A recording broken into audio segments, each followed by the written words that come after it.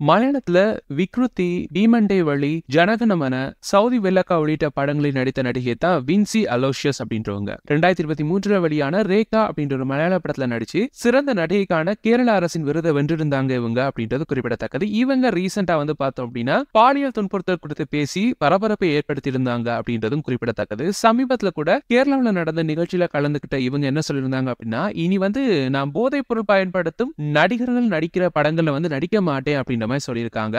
அதனால யாராவது போதைப் பொருள் பயன்படுத்தும் நடிகர் அப்படின்னு தெரிஞ்சிச்சு அப்படின்னா அவங்க கூட நான் ஒருபோதும் எந்த படத்திலையும் நடிக்க மாட்டேன் அப்படின்னு சொல்லி பகிரங்கமாக அறிவிச்சிருந்தாங்க அப்படின்றது குறிப்பிடத்தக்கது. சோ அவங்களுடைய இந்த பேச்சு சமூக வலைதளங்கள்ல விவாதத்தை கிளப்பி இருக்கு. இதை தெளிவுபடுத்துவதற்காக வின்சி ஒரு வீடியோ ஒன்றை வெளியிட்டு இருக்காங்க. அதுல விளக்கமும் கொடுத்திருக்காங்க. அந்த விளக்கத்துல தனக்கு நேர்ந்த பகீர் சம்பவத்தை வெளிப்படுத்தி இருக்காங்க. அதாவது ஒரு படத்துல முன்னணி நடிகர் ஒருத்தரோட இவங்க பணியாற்றிட்டு இருந்திருக்காங்க.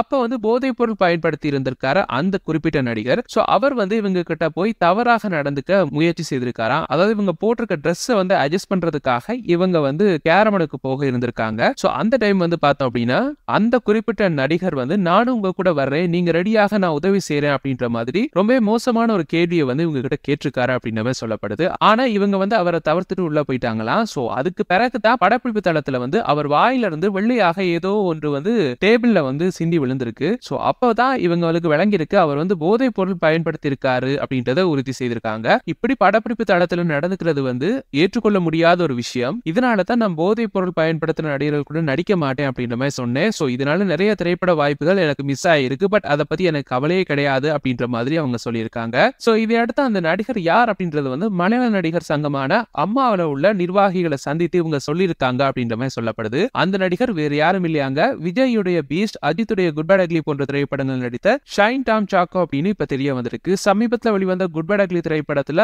அஜித்தின் வெளிநாட்டு சம்பவங்களை வில்லன் அர்ஜுன் தாஸ் கிட்ட எடுத்து கூறும் சண்முகம் அப்படின்ற ஒரு கதாபாத்திரத்துல அதாவது ஒரு கேங்ஸ்டராக இவர் நடிச்சிருந்தாரு. இவர் தான் இந்த வின்சிக்கு பாலியல் தொந்தரவு கொடுத்திருந்தாரு அப்படின்றதும் குறிப்பிடத்தக்கது. சோ இவர் பார்த்தோம் அப்படின்னா குட் பேட் அக்லி படத்துல என்ன மாதிரியான ஒரு ரோல்ல நடிச்சிருந்தாரோ கிட்டத்தட்ட அதை விட ஓரளவு நல்ல ரோல்ல தான் பீஸ்ட்ல நடிச்சிருந்தாரு. ஆனா இவர் ஒரு இன்டர்வியூல பார்த்தோம் அப்படின்னா பீஸ்ட்ல தனக்கு கிடைச்ச ரோல் ரொம்ப மோசமான ஒரு ரோல், அந்த படத்துல நடிச்சது நினைச்சு நான் வருத்தப்படுறேன் அப்படின்ற மாதிரி எல்லாம் சொல்லியிருந்தாரு. இப்போ பார்த்தோம் அப்படின்னா அதை விட ரொம்ப மோசமான ஒரு ரோல், அதாவது ஹீரோக்கு பில்டப் கொடுக்கிற ஒரு ரோல்ல தான் நடிச்சிருந்தாரு குட் பேட் அக்லி படத்துல. சோ அப்படி இருக்கும் பொழுது இவர் கண்டிப்பா போதையில இருக்கக்கூடிய ஒரு ஆள் தான், அதாவது மாத்தி மாத்தி பேசிட்டு இருக்காரு, கண்டிப்பா இவர் போதையில இருந்திருப்பாரு அப்படின்னு சொல்லி இவரை பத்தி ரசிகர்கள் கமெண்ட் பண்ணிட்டு இருக்காங்க. சோ வெயிட் பண்ணி பார்க்கலாம் இவருக்குரிய தண்டனை கொடுக்கப்பட போகுதா, இந்த மாதிரி ஒருத்தரை இனிவரும் காலங்களையும் தமிழ் திரைப்படங்கள்ல பயன்படுத்த போறாங்களா இல்லையா அப்படின்னு சொல்லி பொறுத்திருந்து பார்ப்போம்.